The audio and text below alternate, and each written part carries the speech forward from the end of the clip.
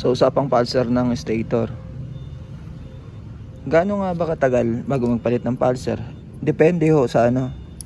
Depende po sa brand at saka depende ho sa paggamit.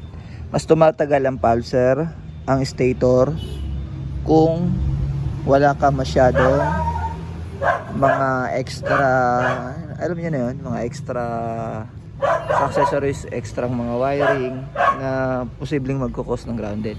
So ito yung sinasabi ko na mahirap siyang pandarin. Merong time na namamatay, ang hirap i-start pero may kuryente naman. Pero kung mapapansin mo doon sa dulo na ignition coil pag nilapit mo sa ground, ang kanyang kuryente ay konting hindi pa nakababa yung tadyakan mo pero ang lakas ng kuryente niya. Tuloy-tuloy pa yun, nag-a-arma light. So hindi siya nag-start ng maayos. Aandar man siya tapos mamamatay din. Kasi wala na sa timing wala pa sa top dead naglalabas na ng kuryente. So for example ito, i-check ko. Tinanggal ko na itong socket. Pag ganitong 4 pin sa most left side, dalawa ito, pulsar ground and pulsar negative. So ito test natin. Tester tayo. Hirap nang walang maghahawak ng camera. Wait lang So tutusok lang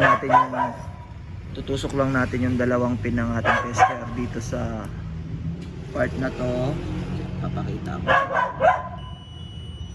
Kasi nakatusok yung dalawa sa up and down.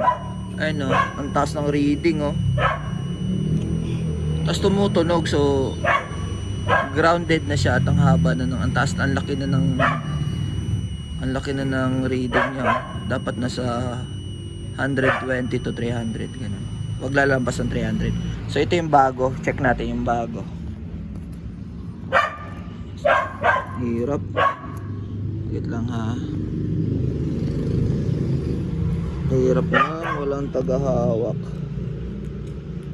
Saglit lang, hindi ko may pwesto yung phone.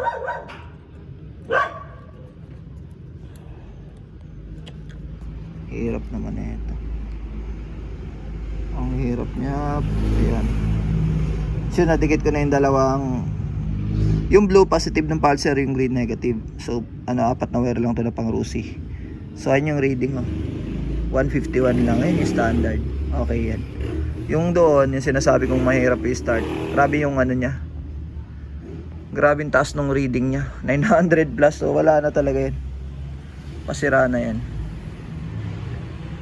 So yun lang, once na naikabit ko to. By the way, pwede namang magpalit ng pulsar. Ano kayang kasing laki na ito lang papalitan nyo kung buo pa yung, kung naka 4 pin kayo, kung nagcha-charge pa siya, pwedeng ito lang, hanap lang kayo ng pulsar. Pero this time meron naman akong bago, papalitan ko lang ng bago. That's all.